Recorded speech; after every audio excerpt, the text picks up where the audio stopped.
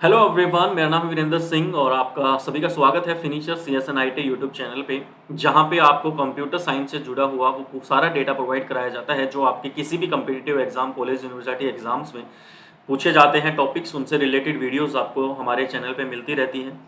ये वीडियो दोस्तों मैं एक ऐसे कॉन्सेप्ट के ऊपर बना रहा हूँ जिस कॉन्सेप्ट की बहुत ज़्यादा स्टूडेंट्स को और बहुत ही ज़्यादा ज़रूरत है। कौन सा कॉन्सेप्ट है ये? थंबनेल में आप लोगों ने देखा होगा कि कैसे अपने किसी भी डाउट को क्लियर कर सकते हैं और उस डाउट से जुड़े हुए कॉन्सेप्ट्स को क्लियर कर सकते हैं इंडिपेंडेंट होके। इंडिपेंडेंट होने का मतलब दोस्तों ये होता है कि जब हमारे पास अगर कोई भी डाउट है, जैसे फॉर एग्जांपल सबसे पहले हम एक डाउट ले लेते हैं। आज ही एक स्टूडेंट का मेरे पास डाउट आया था, क्वेश्चन आया था। बेसिकली स्टूडेंट का जो क्वेश्चन था हम उसको यहाँ पे टाइप करने की बोल के वॉइस से सर्च करने की कोशिश करते हैं। GPRS in mobile phones are used for। तो हमारा डाउट था दोस्तों, GPRS मोबाइल फोन्स में किस चीज के लिए यूज किया जाता है। हरियाणा पुलिस के सब इंस्पेक्टर के एग्जाम में पूछा गया क्वेश्चन है। अब मैं एक ऐसा स्टूडेंट हूं, एक ऐसा कैंडिडेट हूं जिसको GPRS के बारे में कुछ भी नहीं पता। मुझे नहीं पता मोबाइल फोन्स के अंदर GPRS का क्या काम होता है, कैसे होता है। मेरे पास कोई टीचर नहीं है जो मुझे बताए या मुझे समझाए या स्पेसिफिक मेरे ऊपर टाइम लगाए, अपना आधा घंटा 20 मिनट लगाए और मुझे ये टॉपिक समझाए।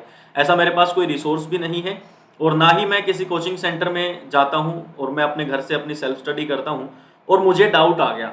अब ये डाउट मेरा, मैं किसी से भी पूछने से पहले मेरा कर्तव्य क्या बनता है, मेरे हैंड पे मुझे क्या चीजें करनी चाहिए, वो सारी चीजें अभी मैं आपको बताने वाला हूं, जिससे कि आप इंडिपेंडेंट फील करेंगे, पॉजिटिव फील करेंगे जब खुद से चीजों को हम सोल्व करते हैं, अपने डाउट्स को खुद से हम क्लियर करते हैं। क्योंकि देखो, मोबाइल फोन आप सभी के पास है, इंटरनेट आप सभी के पास है, तो आप अपने डाउट्स को खुद के हैंड से क्लियर करेंगे। उसमें आपका क्या प्रॉफिट है उसके बारे में मैं अभी डिस्कस करने वाला हूं। तो फॉर एग्जाम्पल हमने यहाँ पे सर्च किया GPRS मोबाइल फोन्स में किस चीज के लिए यूज किया जाता है। तो गूगल का जो सर्च इंजन ऑप्टिमाइजेशन होता है, SEO होता है, वो हमें सबसे पहले नंबर पे जो रिजल्ट दिखाता है, ये जो रिजल्ट आप देख रहे हैं, ये सबसे पहले नंबर पे जो रिजल्ट दिखाया गया गूगल के द्वारा, ये गूगल सोचता है कि ये सबसे बेस्ट रिजल्ट है। ठीक है, हमें मानना होगा कि ये सबसे बेस्ट रिजल्ट है, इसके ऊपर हमें ट्रस्ट करना पड़ेगा। क्योंकि किसी भी वेबसाइट का रिजल्ट अगर गूगल हमें दिखा रहा है, इट मीन्स काफी सारे यूजर्स जो है उस वेबसाइट के ऊपर ट्रस्ट करते हैं।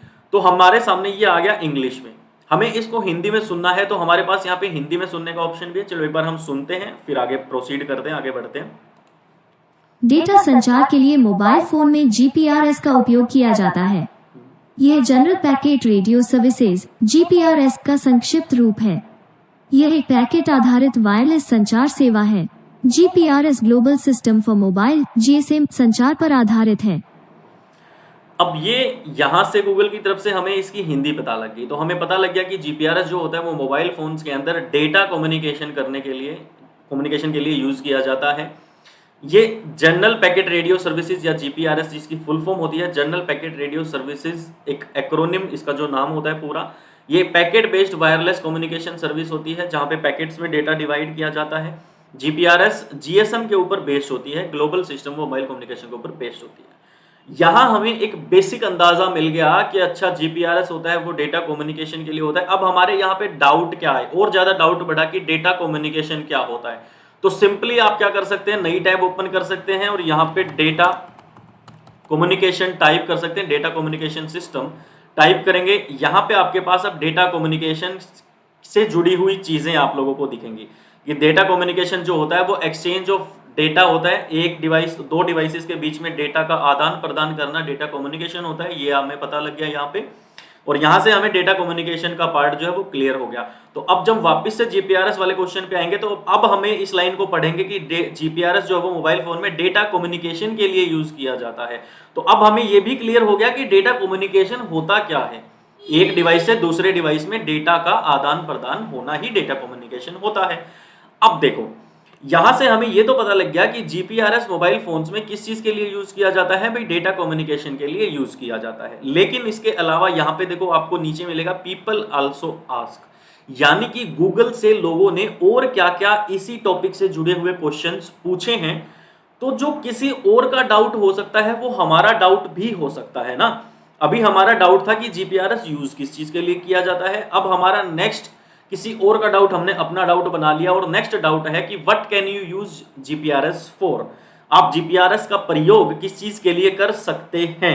जैसे ही हम इसके ऊपर क्लिक करेंगे तो हमारा नेक्स्ट डाउट हमारा क्लियर होगा। टॉपिक में नेक्स्ट स्टेप होता है, पहले हमें पता लगा कि वो चीज है क्या, दूसरी प्रोसेस है कि उस चीज का यूज किस चीज के लिए, कि कहां कहां पे उसका यूज किया जाता है। तो हमें पता लगा कि एसएमएस मैसेजिंग के लिए यूज किया जाता है, इंटरनेट एक्सेस ऑलवेज है उनके लिए यूज किया जाता है, multimedia MMS multimedia messaging services के लिए यूज किया जाता है, push to talk over cellular के लिए यूज किया जाता है, इंस्टेंट मैसेजिंग के लिए यूज किया जाता है। अब हमें उसके यूज भी पता लग गए जीपीआरएस के।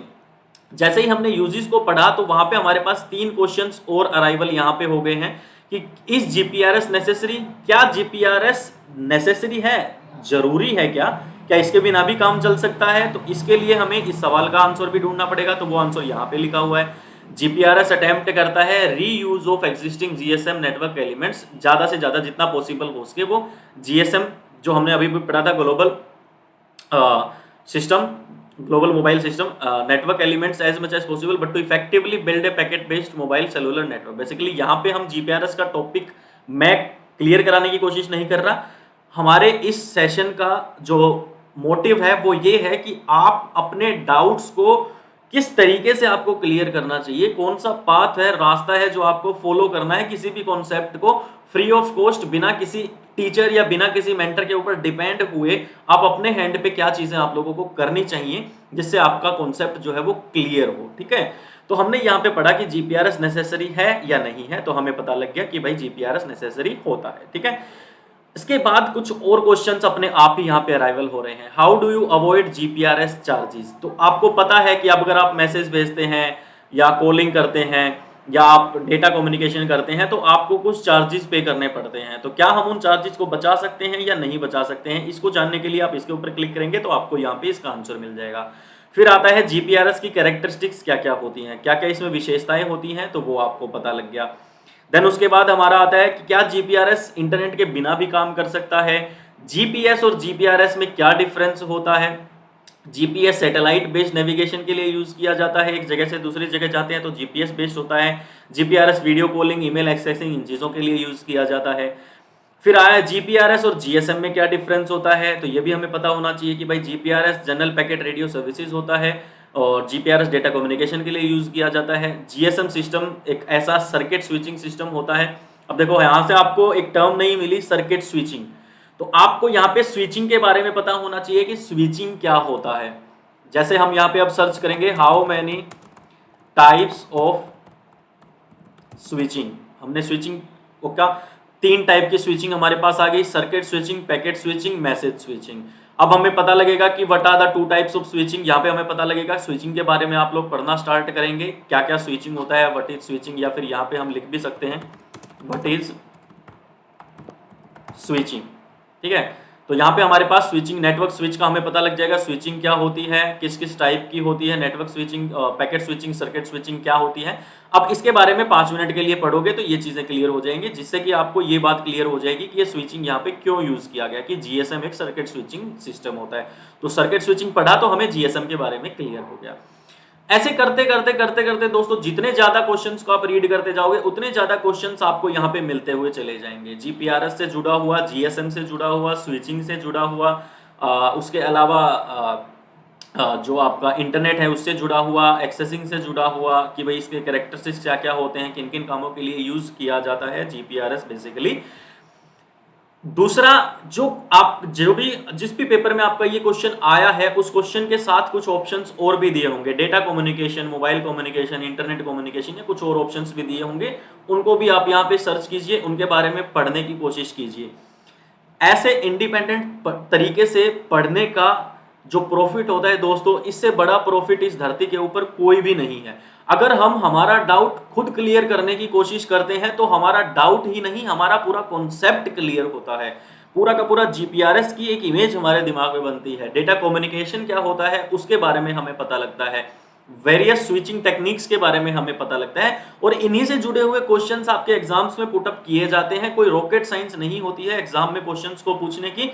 यहाँ पे सिर्फ मैं कंप्यूटर की बात नहीं कर रहा हूं, आप किसी भी सब्जेक्ट का आपको कोई भी टॉपिक या कोई भी क्वेश्चन आपको अगर डाउट होता है, आप एज इट इज उस क्वेश्चन को गूगल पे आके पेस्ट कर दीजिए, यहां पे लिख दीजिए, वॉइस टाइप कर दीजिए। अगर आप लिख नहीं सकते हैं तो आप वॉइस टाइपिंग कर सकते हैं। फॉर एग्जांपल हरियाणा जीके का हमारा डाउट आ गया। जब हरियाणा स्टेट का, एक सेकेंड यहां पे ट्राई अगेन करें। जब हरियाणा स्टेट का गठन हुआ था तो उस समय पे हरियाणा में कितने जिले थे? हमने सिंपली यहां पे सर्च किया है। अब यहां पे आ गया कि भाई इस तारीख को हरियाणा का गठन हुआ था, तत्कालीन पूर्वी पंजाब के विभाजन द्वारा हरियाणा राज्य की स्थापना हुई थी, तब राज्य में कुल इतने जिले थे, रोहतक, जींद, हिसार, महेंद्रगढ़, गुड़गांव, करनाल तथा अंबाला। यहाँ पे आ गया। अब यहाँ पे इन चीजों के बारे में आप और पढ़ सकते हैं। हरियाणा में सबसे कम गांव वाला जिला कौन सा है, ये हमारे पास आ गया भाई।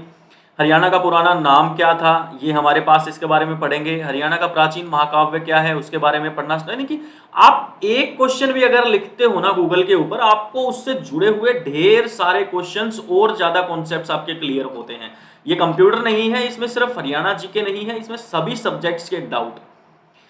मैं ये नहीं कह रहा कि आप मेरे पास डाउट मत सेंड कीजिए, बट आप मेरे पास जो आप डाउट सेंड करते हैं, मैंने अपना पर्सनल नंबर प्रोवाइड कराया हुआ है यूट्यूब के ऊपर। वो मैंने इसलिए नहीं प्रोवाइड कराया है कि आपको कोई भी डाउट आएगा तो आप मुझसे पूछोगे नहीं।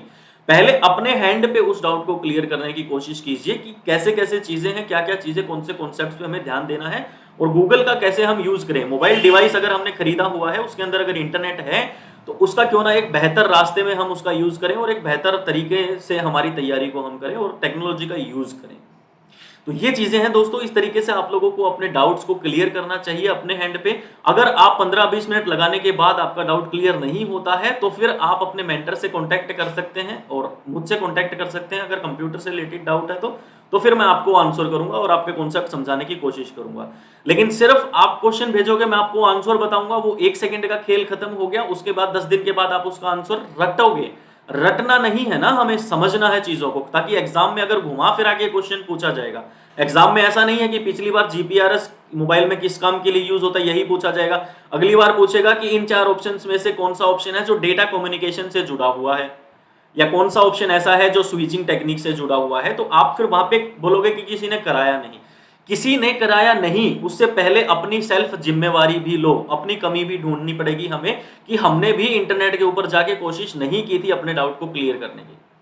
तो आई होप आपको ये बात समझ में आ गई होगी और ये सेशन आपको समझ में आया होगा। आप एक बार ट्राई कीजिए। और ऐसे नहीं है कि आपको ये लैपटॉप वगैरह की जरूरत है इस काम के लिए। आप मोबाइल में गूगल क्रोम को ओपन करेंगे, वहां पे डेस्कटॉप वर्जन नाम का ऑप्शन होता है, आप डेस्कटॉप वर्जन पे अपने क्रोम को यूज कीजिए। वहां पे सेम ऐसे ही आप यूज कर सकते हैं सारी सर्विसेज को गूगल के साथ। ठीक है, तो थैंक यू सो मच दोस्तों। ये एक तरीका है जिससे आप अपने डाउट्स को बेहतर तरीके से क्लियर कर सकते हैं, कॉन्सेप्ट्स को क्लियर कर सकते हैं विदाउट किसी की हेल्प के।